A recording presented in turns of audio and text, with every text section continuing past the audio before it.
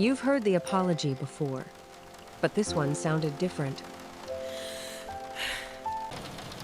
He came back softer, and that made him harder to resist. It wasn't the old version of him. That was the problem.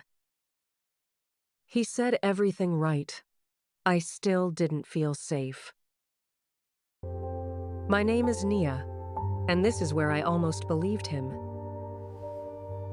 If you've ever sat across from someone apologizing while your body stayed tense. He sounded sorry, enough to make me question myself. I wanted to believe him. That's what made me vulnerable. The apology looked real. The pattern told a different story. I didn't miss the red flag. I almost explained it away. He didn't come back changed. He came back easier to believe. I'm the woman who used to think a good apology meant something had changed. The words got better. The truth only got harder to spot. He said he'd wait. Then, one sentence gave him away. That's when I realized sorry and safe were not the same thing. He wasn't pushing at first.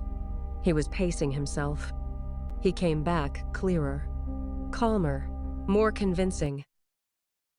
The calm version fooled me more than the chaotic one ever did. I stopped listening to how sincere it sounded. That wasn't the real test.